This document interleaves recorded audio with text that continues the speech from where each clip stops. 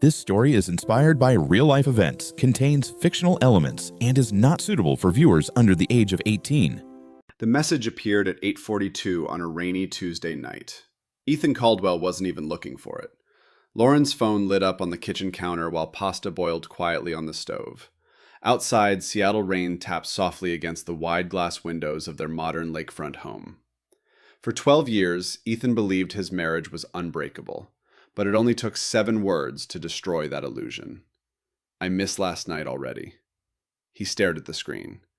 And in that silent moment, the man who designed entire cities suddenly realized he had no idea what was happening inside his own home. Rain was a permanent resident in Seattle. That was one of the first things Ethan Caldwell had learned after moving there 12 years earlier. Rain softened the sharp edges of the city. It blurred skyscrapers into reflections and made the lights along Lake Washington shimmer like distant stars. Tonight, it drummed gently against the windows of the Caldwell house. The home itself was Ethan's proudest design. Minimalist lines, warm wood interiors, wide glass walls that framed the water like a living painting. Architecture magazines had once featured it in a spread titled Modern Serenity. Lauren had laughed when she saw it. "Only you would design a house that looks like a meditation retreat," she teased. That had been 5 years ago. Back then, laughter had come easily between them. Now the kitchen felt quieter. Ethan stirred the pasta slowly while glancing at the clock on the oven. 8:37. Lauren had just come home from work 15 minutes earlier, kicked off her heels near the entryway, and disappeared upstairs for a shower. "Long day," she had said, dropping her purse on the counter. Her voice sounded tired, but normal. Everything had felt normal, until the phone lit up. Ethan wasn't snooping. The device simply vibrated against the marble countertop, sliding slightly toward the edge. He looked down out of reflex. A message notification glowed on the screen. Ryan. The name meant nothing to him, but the preview of the message was impossible to ignore. "I missed last night already." Ethan froze. The pasta boiled over quietly behind him. For a moment, his brain refused to process the words. They felt like a line from someone else's life, something meant for another couple, another kitchen, another marriage, not his. He wiped his hands slowly on a kitchen towel and looked again. The message was still there. Ryan. "I missed last night already."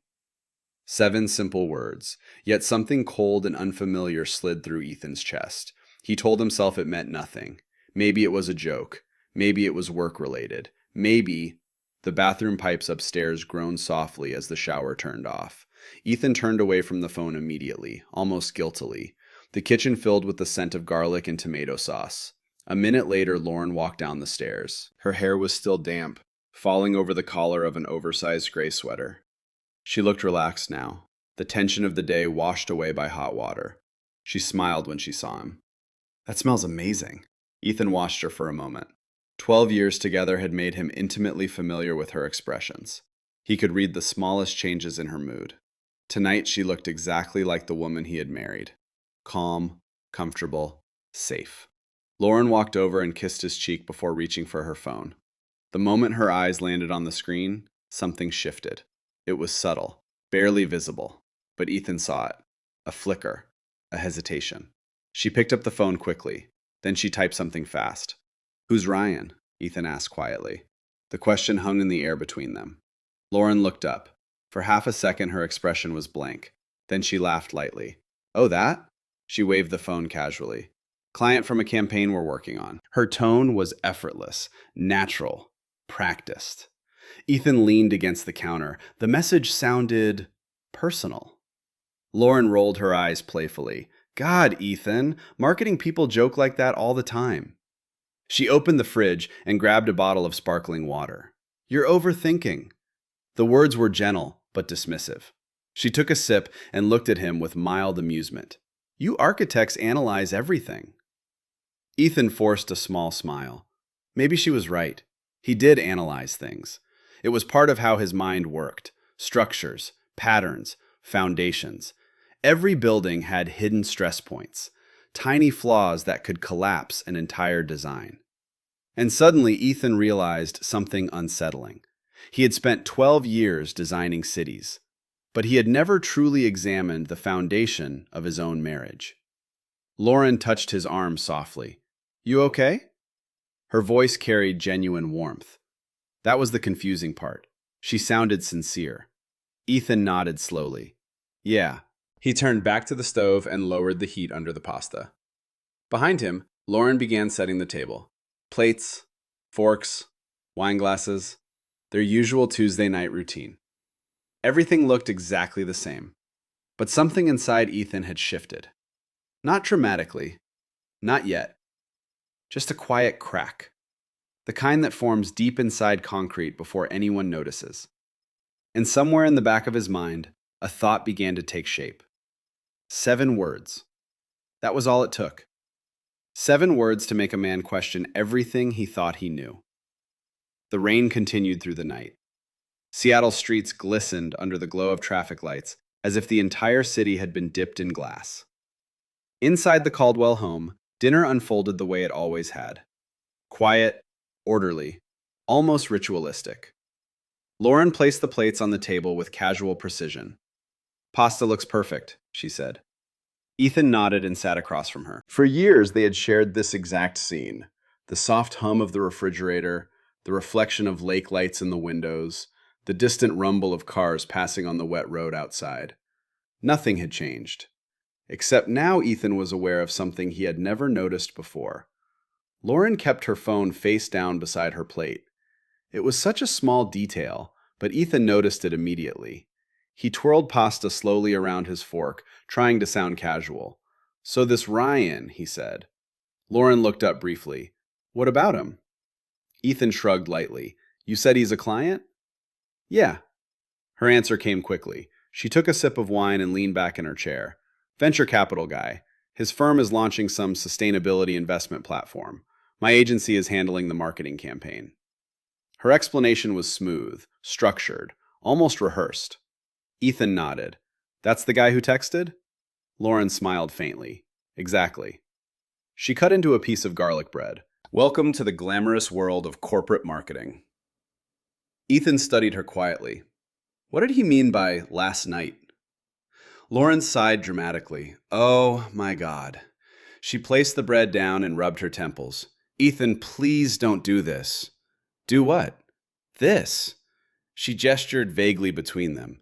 The suspicious husband thing. The words weren't harsh, but they carried a subtle edge. Ethan felt it. Lauren leaned forward, her voice softer now. Ryan flew in from San Francisco yesterday. We had a late meeting with the creative team, she shrugged. Probably just referencing the campaign brainstorming session. Ethan held her gaze. Lauren didn't look away. That was something Ethan had always admired about her confidence. She never hesitated when speaking. Sounds like a weird thing to text a coworker, he said. Lauren laughed. Not nervously, more like amused disbelief. You're adorable sometimes. She reached across the table and squeezed his hand. Marketing people are dramatic. Everything is exaggerated. She tilted her head slightly. Seriously, Ethan, are you jealous of a client? The word jealous landed deliberately.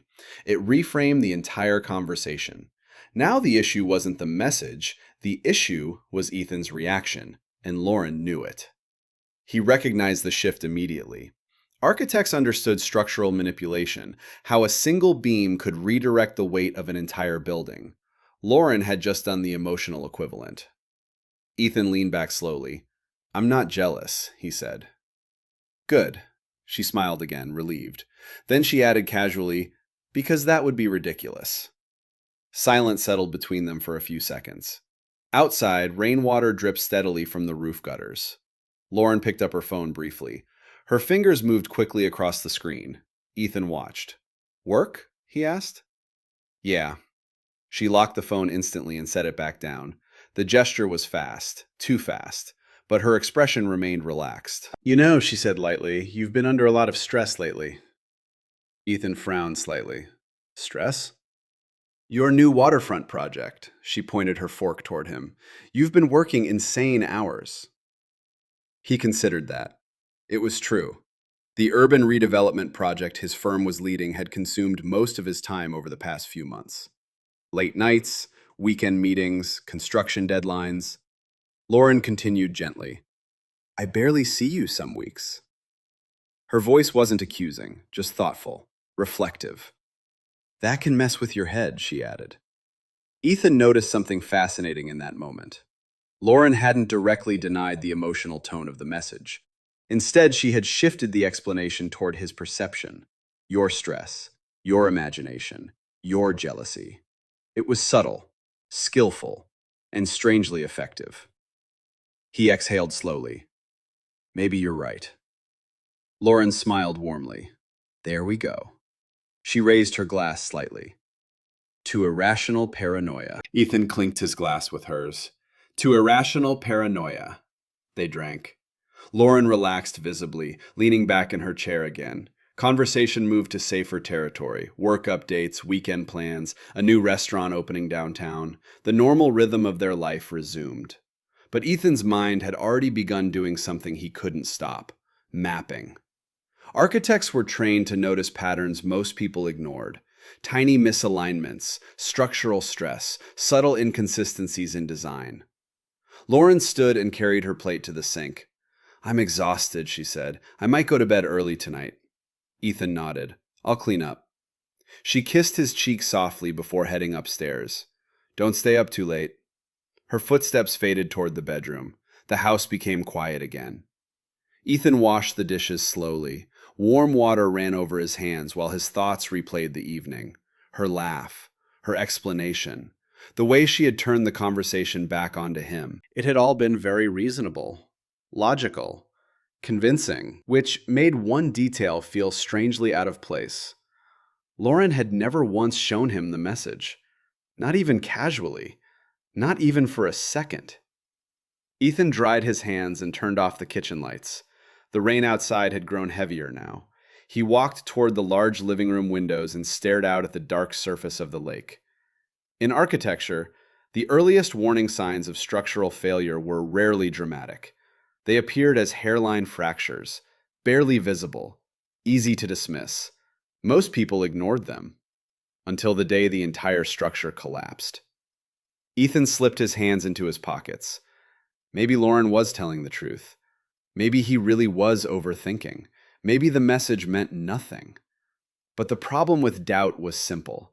Once it entered the foundation, it never stayed small. The first thing Ethan noticed was the silence. Not the comfortable silence that had once filled their home, the kind that came from two people who didn't need constant conversation to feel close. This was different. Thinner. Fragile. Like glass stretched too tight. 3 days after the message, life seemed to return to its normal rhythm. Lauren left for work each morning around 8 o'clock, coffee in hand, her hair pulled into a loose professional knot. Ethan drove downtown to his architectural firm near Pioneer Square. They texted occasionally during the day, short messages. Did you remember the contractor meeting? Pick up milk on the way home. Running a little late tonight. That last one began appearing more frequently. The first time Lauren texted it, Ethan barely noticed. The second time, he glanced at the message and shrugged. The third time, he paused. It was Thursday evening. Ethan had already arrived home and was reviewing blueprints on his laptop when the notification appeared. Meeting running late. Don't wait for dinner. He looked at the time, 7:30. Lauren usually finished work around 6. Ethan replied casually. No problem, see you later. The 3 typing dots appeared briefly, then disappeared. She didn't respond again. Ethan leaned back in his chair. Outside the windows, Lake Washington reflected the orange glow of the sunset. Boats drifted slowly across the water like shadows. He tried to focus on the building plans in front of him, but something about the message tugged at the back of his mind. Maybe because it was Thursday. Lauren's agency rarely scheduled evening meetings that late in the week. Or maybe because she hadn't mentioned anything about it earlier that morning. Still, he pushed the thought aside. At 8:45, the front door finally opened. Lauren stepped inside, shaking rain from her coat. Hey, she called. Ethan looked up from the couch. You're home late. She dropped her bag on the kitchen island. God, today was insane. Her tone carried the familiar exhaustion of a long workday. What happened? Client drama. She walked over and kissed him lightly. You know how it is. Ethan nodded. He did know. Clients could be unpredictable, demanding, difficult. Lauren grabbed a glass of water and drank half of it in one long gulp.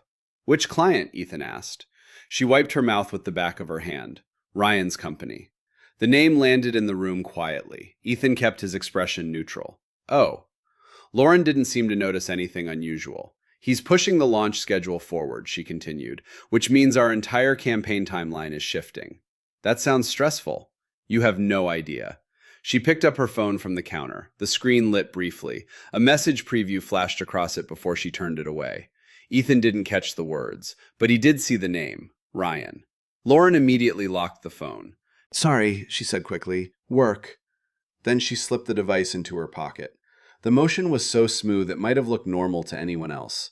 But Ethan's brain had already started doing what it always did: observing, cataloging, recording. That night, Lauren fell asleep quickly. Ethan lay awake beside her.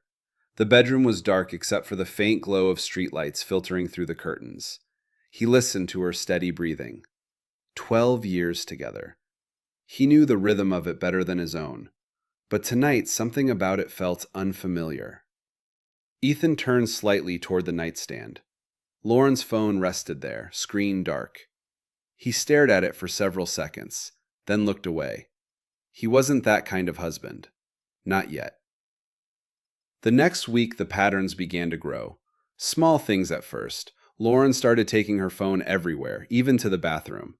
She began receiving more late-night messages. Sometimes the phone buzzed after midnight. She would glance at the screen, type quickly, then flip it face down again. "Work?" Ethan asked once. "Yeah," she replied without looking up. The answer came instantly. Too instantly. Another change appeared the following Wednesday. Lauren walked into the kitchen while Ethan prepared breakfast. "Hey," she said casually, "I might need to fly to San Francisco next week." Ethan paused mid-slice. "For work?" "Yeah," she opened the fridge and grabbed yogurt. "Ryan's team wants a face-to-face strategy meeting before the campaign launch." "How long?" "Just 2 days," she smiled reassuringly. "Nothing major." Ethan nodded slowly. But something inside his mind clicked into place. Ryan again. The name had now appeared in conversations 6 separate times in less than 2 weeks. For an architect, repetition mattered. Repetition suggested structure. Later that afternoon, Ethan sat in his office downtown, staring at the Seattle skyline through the glass wall of his workspace. Construction cranes dotted the horizon like skeletal birds. His colleague Marcus walked in holding a stack of design proposals. "You look like you're solving a murder mystery," Marcus joked. Ethan smiled faintly. "Just thinking." Marcus dropped the papers onto the desk. "Well, stop thinking and help me decide which facade design the client won't hate." Ethan glanced down at the drawings. Concrete, glass, steel. All logical structures, all predictable. Human behavior was different, messier, harder to map. That evening, while reviewing project budgets on his laptop, Ethan opened a new browser tab. He hesitated for a moment, then typed a name into the search bar. Ryan Mercer, Seattle. The results appeared instantly. Several news articles, business profiles, investment announcements. Ethan clicked the first link. A professional headshot filled the screen. Ryan Mercer looked exactly like Ethan expected. Early 40s, sharp jawline, perfectly styled hair. The kind of confident smile that belonged on magazine covers. The article described him as a venture capitalist specializing in sustainability technology investments. Founder of Mercer Growth Capital. Net worth estimated in the hundreds of millions. Frequent speaker at startup conferences. Ethan scrolled further. Another article appeared. This one included a photograph from a charity gala. Ryan stood beside several executives, and there, just barely visible near the edge of the frame, Lauren. Ethan leaned closer to the screen. She was wearing a black cocktail dress, laughing, standing beside Ryan Mercer as if they had known each other for years. The article date was 3 months ago. 3 months. Ethan stared at the image quietly. 3 months was long enough for many things to develop. Friendships, partnerships, affairs. He closed the laptop slowly. Across the room, Lauren's voice drifted down from the upstairs office, where she had been taking a work call. Her tone sounded light, playful, almost flirtatious. Ethan couldn't hear the other person speaking, but somehow he already knew. The blueprint in his mind was becoming clearer now, not complete, but visible enough to reveal the outline of something hidden beneath the surface. And once an architect saw the shape of a structure, it became impossible to pretend it wasn't there. The discovery happened on a quiet Sunday morning. Seattle was wrapped in one of those pale gray skies that made the entire world feel muted. The lake outside the Caldwell house looked like a sheet of brushed metal, unmoving and cold.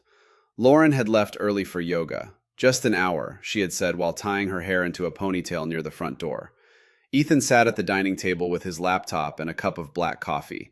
Normally, Sundays were slow days. They would cook breakfast together, take a walk along the waterfront, maybe watch a movie in the evening. But lately, their routines had started drifting apart.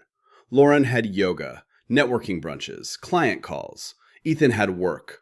Or at least that's what he told himself. This morning, he was reviewing their household finances. The previous week, his accountant had emailed him about updating several shared documents for tax preparation. The Caldwells kept most of their financial records in a shared cloud storage folder: bank statements, insurance paperwork, property taxes.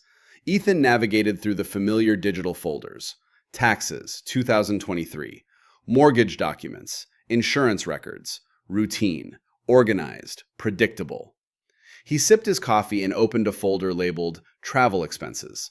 Most of the files inside were old: flight confirmations from vacations in Italy and Vancouver, hotel receipts from conferences Ethan had attended years ago. Then he noticed a newer file: Seattle Grand Hotel, reservation. The date caught his attention immediately: 3 weeks ago. Ethan frowned slightly. The Seattle Grand Hotel was downtown, only 20 minutes from their house. He clicked the document. A confirmation email opened. 2 guests, 1 king suite, check-in Friday evening, check-out Saturday morning. The name on the reservation was not Lauren Caldwell. It was Ryan Mercer. Ethan sat very still. Maybe it was business. Maybe Lauren had attended a work event there. But something about the timing felt wrong.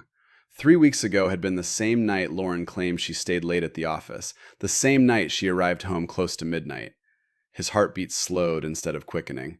A strange calm settled over him. He scrolled further down the document. At the bottom of the confirmation email was a smaller attachment: invoice receipt. Ethan opened it.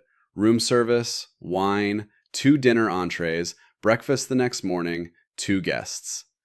The evidence felt clinical, transactional, like reading a blueprint. No emotion, just structure. Ethan leaned back in his chair. For several minutes he didn't move. Then he noticed something else. The file wasn't located in the travel folder by accident. It had been moved there recently. The original path appeared in the document history. Photos, archived. Ethan clicked the archive folder. Inside were hundreds of images: old travel pictures, family gatherings, screenshots Lauren had saved over the years. Most of them were organized into subfolders, but one folder stood alone: deleted, temporary. Ethan hesitated, then opened it. Dozens of files appeared: photos, screenshots, video clips, all recently deleted. His chest tightened slightly. He opened the first image. It was taken inside a hotel room. Lauren stood near a window overlooking downtown Seattle. She wore a white bathrobe. Her hair was loose. Her expression was relaxed in a way Ethan hadn't seen in months. The person taking the photo wasn't visible, but the angle suggested intimacy. Ethan closed the image. His fingers hovered over the trackpad. Then he opened another file. This one was a screenshot, a text conversation. Ryan, last night was perfect. Lauren, you're dangerous. Ryan, only when I'm with you. The messages continued for pages, weeks, months. Flirtation slowly transforming into something unmistakably physical. Photos, late-night confessions, hotel room plans. A particular message caught Ethan's eye. It was dated 4 months ago. Lauren, Ethan thinks I'm working late again tonight. The next message came seconds later. Ryan, good. I already booked the suite. Ethan stopped scrolling. The kitchen felt colder now. The hum of the refrigerator sounded louder than usual. He stared at the screen, absorbing the information piece by piece. Architects approach disasters differently than most people. When a building failed, they didn't panic. They studied the collapse, analyzed every detail, identified exactly where the structure had been compromised. Ethan realized something unsettling. He wasn't feeling rage, not yet. Instead, he felt clarity, cold, precise clarity. He reopened the message thread. More texts, more dates, more nights Lauren had claimed to be working late. Every lie neatly documented, every absence explained. By the time Lauren returned from yoga, Ethan had already closed the laptop. He was standing by the kitchen counter preparing coffee. She walked in wearing athletic leggings and a loose sweatshirt. Her cheeks were flushed from exercise. "Morning," she said brightly. "Morning." She kissed his cheek like she always did. "Did you do anything interesting while I was gone?" Ethan handed her a mug of coffee. "Just some paperwork." Lauren smiled. "Fun." She sat at the table and opened her phone. For a brief moment, Ethan watched her face. Her expression softened when she read a message. A small smile appeared, then disappeared. She locked the screen quickly. "Client stuff?" Ethan asked calmly. "Yeah," she said without hesitation. Ryan's name appeared on the phone screen again before she turned it away. Ethan nodded slightly. "I figured." Lauren took a sip of coffee. "You're quiet today, just thinking about work." That wasn't entirely a lie. He was thinking about work. Specifically, the architectural firm hosting a sustainability development conference next month. The same conference where Mercer Growth Capital would present their new investment platform. Lauren's marketing agency was organizing the event. Ryan Mercer would be the keynote speaker. Ethan knew that now, because one of the deleted emails mentioned it. He looked at Lauren again. She seemed relaxed, comfortable, completely unaware that the foundation of her secret had already collapsed. Ethan realized something important in that moment. Confrontation now would accomplish nothing. Lauren would deny it, deflect, manipulate. The messages had already shown him how easily she lied. No, there was a better approach. Architects didn't smash broken buildings. They dismantled them, piece by piece. Ethan picked up his coffee. "Big conference next month, right?" he asked casually. Lauren brightened immediately. "Yeah, huge one. Ryan's project launch?" She nodded. "Exactly." Ethan smiled faintly. "That must be exciting." Lauren leaned back in her chair. "You have no idea." Ethan took a slow sip of coffee. He already knew exactly how exciting it would be, because by the time that conference ended, Lauren Caldwell's entire world would be standing in the middle of its own carefully engineered collapse. The confrontation did not happen the way Ethan had imagined. For several days after discovering the files, he maintained the same calm routine. He went to work, he made dinner, he listened to Lauren talk about campaign deadlines and investor presentations. He watched, he listened, and the more he watched, the more something inside him began to shift. It wasn't rage. It was something colder, something patient. But even the most disciplined mind had limits. The breaking point came on a Thursday night. Rain was falling again, thick and relentless, turning the streets outside into rivers of reflected headlights. Ethan sat alone in the living room, reviewing architectural drawings for the waterfront redevelopment project, when Lauren finally arrived home. It was nearly 10 o'clock. She stepped inside with hurried energy, slipping out of her heels and dropping her purse on the kitchen island. "Sorry I'm late," she called. Ethan didn't answer immediately. He closed the laptop slowly. Lauren walked into the living room, still scrolling through something on her phone. "Today was insane," she said distractedly. "Ryan's team completely changed the presentation structure and—" She stopped when she noticed Ethan watching her. The room felt different tonight. Still. "Heavy. What?" she asked. Ethan stood up.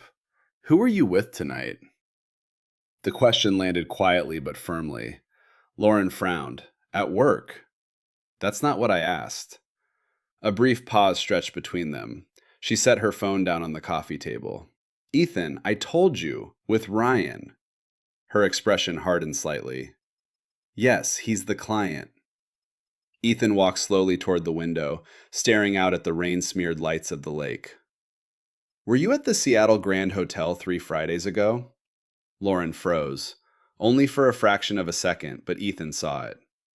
Then she laughed, a quick, incredulous sound. "Where is this coming from?" "I'm asking a question." Lauren crossed her arms. "You're acting weird again. Answer it." She shook her head slowly. "No." Ethan turned to face her. "No?"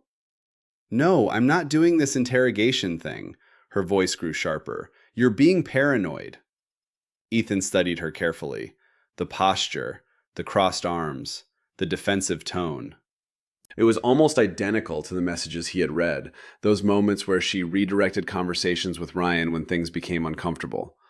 Lauren stepped closer. Did something happen at work? She asked. Because you've been acting distant all week.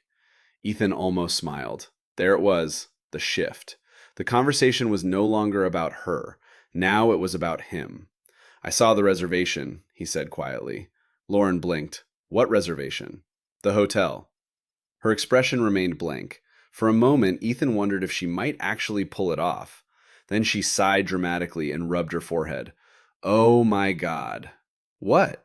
That was a business meeting. The words came instantly. Smooth. Prepared. Ethan waited. Lauren walked toward the kitchen, grabbing a bottle of sparkling water from the fridge. You're seriously stalking my work schedule now? I saw the invoice. She twisted the bottle cap open. So? There were 2 guests. Lauren took a long drink before answering. Yes. And? And what? Who was the second guest? She stared at him as if the answer were obvious. Ryan. The word hung in the air. Ethan's jaw tightened slightly. So you stayed overnight with your client. Lauren slammed the bottle down on the counter. You're twisting this. How? It was a late strategy meeting, she snapped. We had investors calling from different time zones. It made more sense to stay downtown. Ethan's voice remained steady. In the same room? Lauren laughed again, this time louder. Oh my God, Ethan. Her eyes widened in disbelief. You think I slept with him? Ethan didn't respond. The silence was enough. Lauren's face flushed with anger. This is unbelievable. She began pacing the kitchen. 12 years together, and this is what you think of me? I read the messages. Lauren stopped walking. The room went completely still. What messages? She asked slowly. The ones you deleted. For the first time, genuine panic flickered across her face, but it vanished almost instantly. You went through my phone? No. Then how did you? The cloud storage. Lauren stared at him, her breathing quickened. You violated my privacy. Ethan almost laughed. Your privacy? Yes. Her voice rose sharply. You had no right to dig through my personal files. Ethan stepped closer. I saw the photos, Lauren. She flinched. Stop. I saw the hotel rooms. Stop. I saw the messages about me. Ethan, stop. Her voice cracked now. But then something shifted again. Lauren straightened her shoulders. The panic disappeared, replaced by cold fury. You know what? She said quietly. Maybe I wouldn't have needed someone else's attention if my husband actually existed in this marriage. The accusation hit harder than Ethan expected. What does that mean? It means you're never here, she snapped. You live inside those buildings you design. She gestured toward his laptop. You work nights, weekends, holidays. That doesn't justify. I was lonely. Her voice echoed through the house. You stopped seeing me years ago, Ethan. The words poured out faster now. You stopped touching me. You stopped listening. Everything became work. Ethan felt something twist inside his chest. Lauren continued. So yeah, maybe Ryan noticed me. Her eyes burned with emotion. But that doesn't mean I cheated. The sentence came out fast, too fast. Ethan held her gaze. Look at me, he said quietly. She hesitated, then met his eyes. Did you sleep with him? Lauren's jaw tightened. No. The answer was immediate, firm, confident. Even now, even after everything, she was still denying it. The silence that followed felt endless. Finally, Ethan nodded slowly. Okay. Lauren blinked. That's it? That's it. He turned and picked up his laptop. You believe me? She asked cautiously. Ethan looked back at her. His expression was unreadable. Yes, he said. Lauren exhaled in relief. But something about the calm in his voice felt wrong, because in that moment, Ethan Caldwell had just confirmed something important. Lauren Caldwell would lie to the very end, even when the truth was already sitting in his hands. And that realization made his next decision incredibly simple. For the next 2 weeks, Ethan said nothing. The house returned to its familiar rhythm, at least on the surface. Breakfasts were quiet, evenings were polite. Lauren spoke about work, about the upcoming conference, about the pressure Ryan Mercer was putting on the campaign timeline. Ethan listened. He even asked questions occasionally. To anyone watching from the outside, their marriage looked perfectly normal again. But something inside Ethan had shifted permanently. He no longer tried to interpret Lauren's words. He simply observed her behavior. And patterns, once discovered, were impossible to unsee. Her phone buzzed late at night. Her meetings ran later and later. Her business trips multiplied. Every piece fit into the blueprint he had already seen in the cloud files. Still, Ethan waited. Because proof was not the same as reality. Not until you saw it with your own eyes. The moment came on a Wednesday evening in early November. Lauren walked into the kitchen just as Ethan was finishing dinner preparations. "I might be late tonight," she said, tying her hair into a loose knot. "Client meeting?" "Yeah." She grabbed her coat. "Ryan's in town again." The honesty of the statement was almost ironic. Ethan nodded calmly. "Downtown?" "Yeah, investor dinner." She kissed his cheek. "Don't wait up." And then she left. The door closed softly behind her. Ethan stood in the quiet kitchen for several seconds. Then he turned off the stove. He didn't rush. He put on his coat, picked up his keys, and followed. Seattle's downtown traffic moved slowly under the steady rain. Ethan kept a careful distance as Lauren's silver Lexus merged onto the highway leading toward the city center. Her destination became obvious within 20 minutes, the Seattle Grand Hotel, the same one from the reservation. Lauren pulled into the valet entrance. Ethan drove past slowly, pretending to search for parking. He watched through the rain-speckled windshield as Lauren stepped out of the car. She looked elegant tonight. Black coat, heeled boots, hair perfectly styled. She checked her phone, then looked toward the entrance. Someone was already waiting there, Ryan Mercer. Even from across the street, Ethan recognized him immediately. The confident posture, the expensive tailored coat, the easy smile as he stepped forward. Ryan leaned down and kissed Lauren. Not a friendly greeting, not a polite social gesture. It was slow, intimate, familiar. Lauren didn't pull away. She kissed him back. Ethan felt the world narrow into silence. There was no anger yet, just confirmation. Ryan said something that made Lauren laugh. Then he placed a hand gently on the small of her back. The gesture carried the kind of comfort that only came from repetition. They walked inside together. Ethan waited exactly 3 minutes. Then he parked the car and followed. The Seattle Grand Hotel lobby glowed with warm, golden light. Marble floors reflected the chandeliers overhead, while quiet piano music floated through the air. Lauren and Ryan stood at the front desk. Ethan approached slowly, close enough to hear the conversation. "Reservation for Mercer," Ryan told the receptionist. The woman nodded. "Welcome back, Mr. Mercer." Back. Not the first time. The receptionist handed him a keycard. "Your suite is ready." Ryan thanked her. Lauren slipped her arm through his as they turned toward the elevators. Ethan stepped forward. Lauren. Her name echoed softly through the lobby. She stopped walking. Ryan stopped too. Slowly, Lauren turned around. For a moment, she looked confused. Then she saw Ethan standing behind them. The color drained from her face instantly. "Ethan?" Ryan glanced between them. "What's going on?" Lauren's arm slipped out of Ryan's. Her eyes darted toward Ethan. "What are you doing here?" The question sounded almost accusatory. Ethan looked at her calmly. "I was about to ask you the same thing." Ryan frowned. "Lauren?" She swallowed hard. "This is my husband." Ryan's expression changed slightly. Recognition flickered. Ethan stepped closer. "So," he said quietly, "this is the client meeting?" Lauren's mouth opened, then closed. Her brain was searching for a new lie, a new explanation. But the setting destroyed every possibility. The hotel, the reservation, the way she had arrived with Ryan, the way they had kissed outside. All of it hung in the air like evidence in a courtroom. Lauren turned pale. "Ethan, I can explain." Ryan shifted uncomfortably. "Maybe we should," Ethan raised a hand. "No." His voice remained calm, too calm. "Please, explain." Lauren's eyes filled with panic. "This isn't what it looks like." Ethan tilted his head slightly. "Oh?" Ryan rubbed the back of his neck. "Look, man, stay out of it," Ethan said quietly. Ryan fell silent. Lauren looked trapped now, cornered. Her mind raced through every defensive strategy she had used before. Denial, deflection, blame, but none of them worked anymore. Not here, not now. Ethan gestured toward the elevator behind them. The suite? Lauren closed her eyes briefly. Her shoulders sagged, and for the first time since the confrontation at home, the lies stopped. Yes, she whispered. The word barely left her lips, but it was enough. Ryan shifted awkwardly again. This is complicated, he muttered. Ethan looked at him for a long moment, then nodded slowly. No, Ethan said. It's actually very simple. Lauren wiped a tear from her cheek. I didn't mean for this to happen.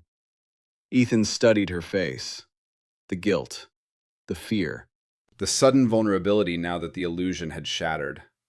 How long? He asked. Lauren hesitated. Ryan spoke first. 6 months. Lauren shot him a horrified look. But the truth was already out. 6 months. Half a year of lies. Ethan absorbed the number quietly. Then he exhaled. Not with anger, not with sadness, just acceptance. I see. Lauren stepped closer to him. Ethan, please, listen. But he was already stepping back. No, her voice trembled. We can fix this. Ethan shook his head slowly. You had 6 months to fix it. Lauren began crying now. I was going to tell you. Ethan almost smiled. No, he said gently. You weren't. The elevator doors opened behind Ryan with a soft chime. No one moved. The moment stretched painfully. Finally, Ethan turned toward the exit. Enjoy the room, he said quietly. Lauren reached for him. Ethan, wait! But he was already walking away. The lobby doors opened. Cold rain filled the night air. Behind him, Lauren stood frozen in the golden light of the hotel. Because for the first time since the affair began, she understood something terrifying. The moment Ethan Caldwell walked out of that hotel, their marriage had already ended. She just hadn't realized yet how much else she was about to lose. 3 months passed. Seattle moved through winter slowly, wrapped in cold rain and low gray skies. Construction cranes continued their endless work above the skyline, and life across the city carried on as if nothing had happened. But inside the Caldwell house, everything had changed. Lauren moved into the guest bedroom the night Ethan walked out of the Seattle Grand Hotel. The conversation afterward had been brief, quiet, final. There's nothing left to discuss, Ethan told her calmly. Lauren cried. She apologized. She promised it was over.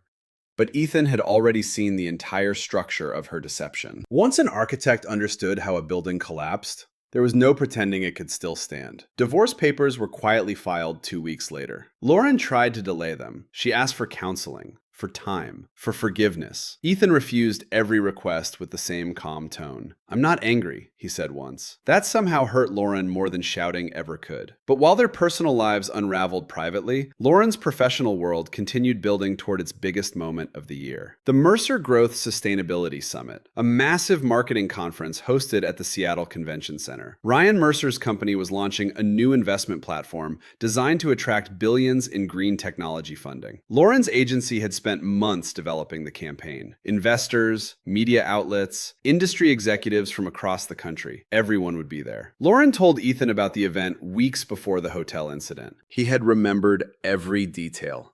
The date, the schedule, the keynote speech, which was why Ethan Caldwell walked into the convention center on a clear February afternoon with quiet confidence. The lobby buzzed with energy. Large digital banners displayed Ryan Mercer's face beside the slogan, Building Tomorrow's Sustainable Economy. The irony was almost poetic. Ethan checked the conference program. Ryan's keynote presentation would begin at 3 in the afternoon. Lauren was listed as the campaign's lead marketing strategist. Her name appeared prominently beneath the event branding. Lauren Caldwell, Senior Communications Director. Ethan entered the auditorium and took a seat near the back. Hundreds of people filled the room. Investors in tailored suits, tech founders, journalists typing notes into laptops. Bright lights illuminated the massive stage. Ryan Mercer walked out first. The applause was immediate. Confident as always, Ryan adjusted his microphone and began speaking about innovation, sustainability, and the importance of ethical leadership in modern business. Ethan listened carefully, not to the speech itself, but to the room, to the atmosphere.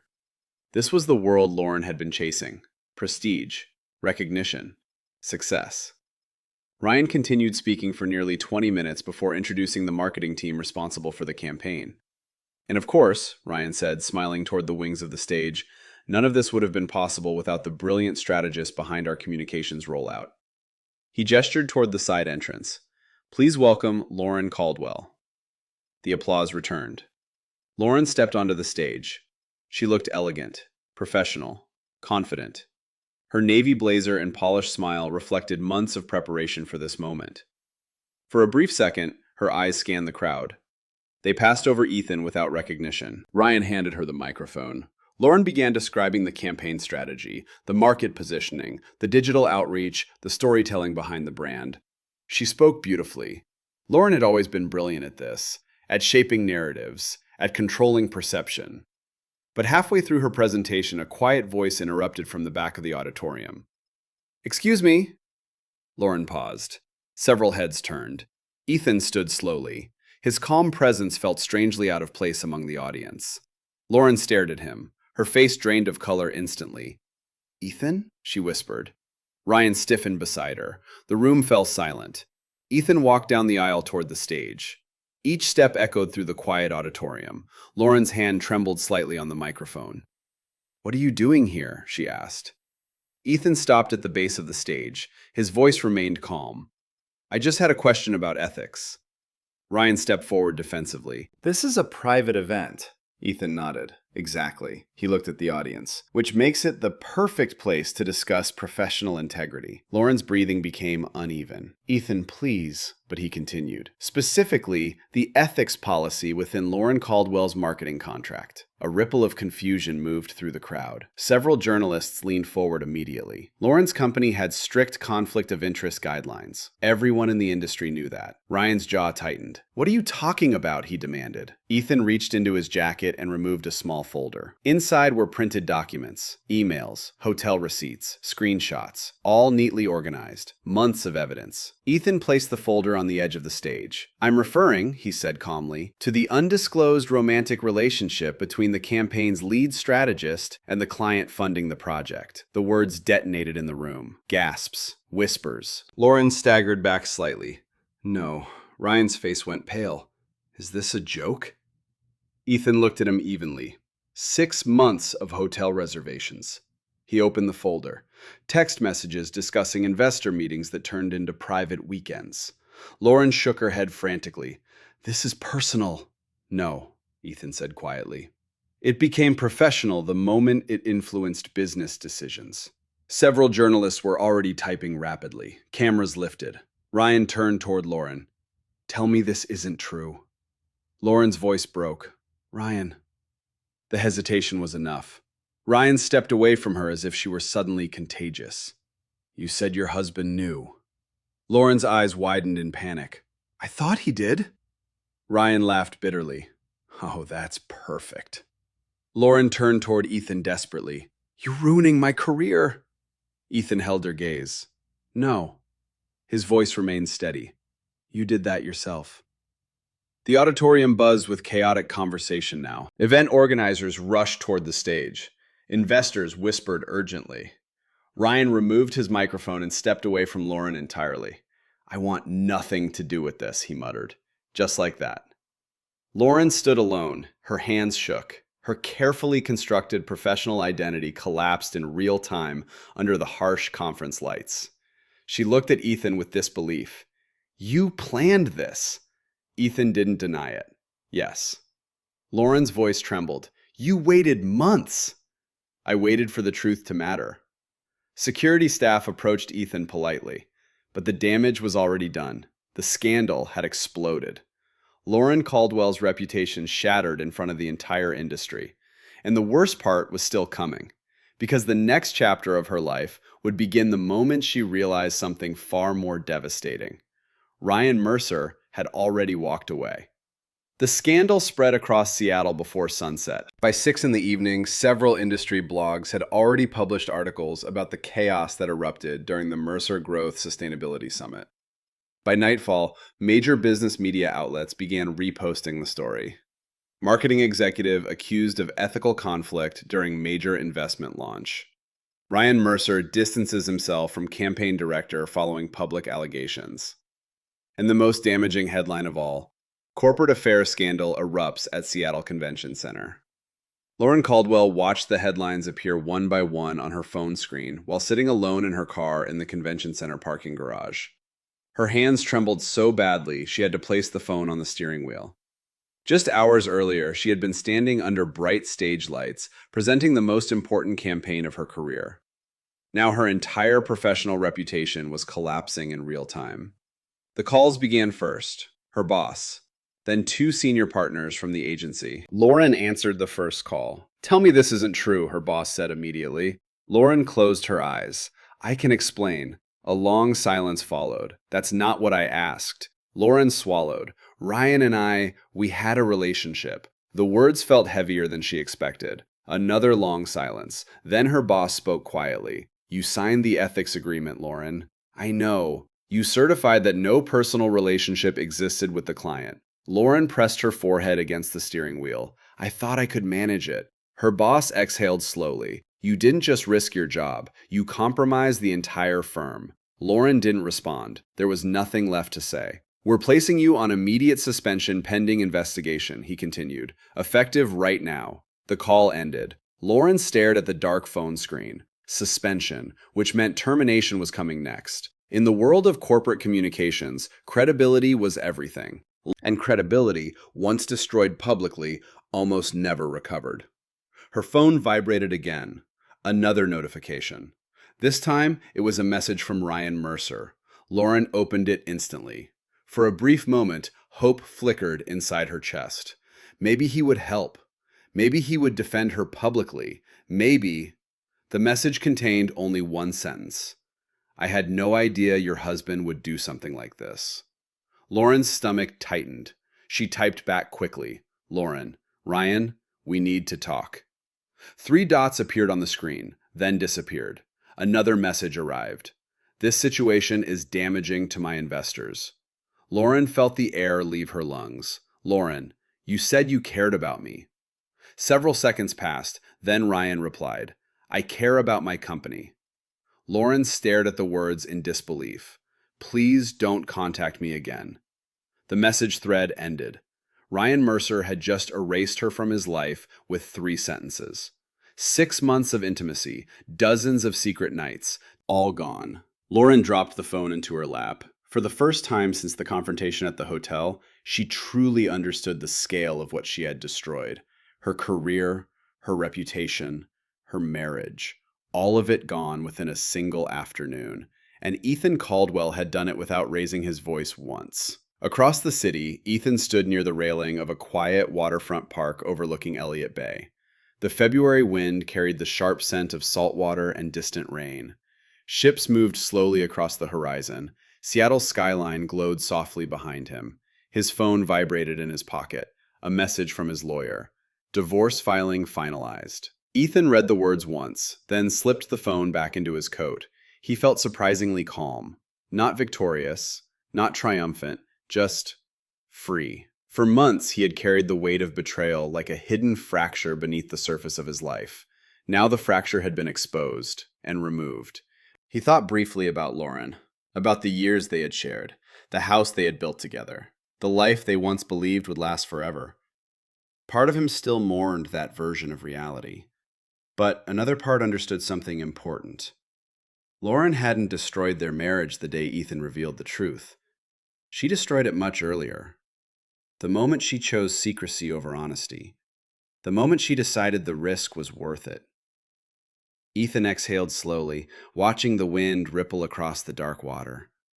Justice rarely looked dramatic in real life. There were no courtroom speeches, no cinematic revenge, just consequences. Quiet, irreversible. Behind him, footsteps approached along the path. Ethan turned slightly. A woman walked toward the railing a few yards away, pausing to watch the harbor lights. For a moment, their eyes met briefly. She smiled politely. Ethan returned the gesture.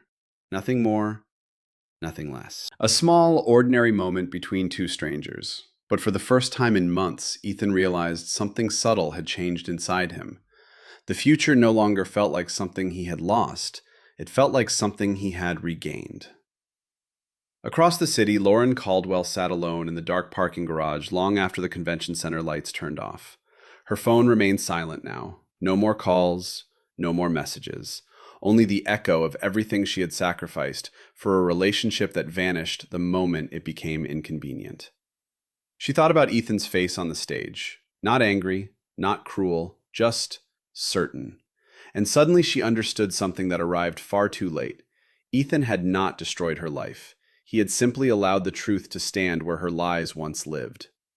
Lauren lowered her head into her hands. Outside, rain began falling again across Seattle, the same rain that had been there the night the message first appeared. 7 simple words. I missed last night already. In the end, that message had not just revealed an affair, it had revealed the true cost of betrayal, and the quiet power of a man who chose dignity over rage. Ethan Caldwell walked away with his life intact. Lauren Caldwell was left alone with the consequences. And those consequences would follow her far longer than any secret ever could.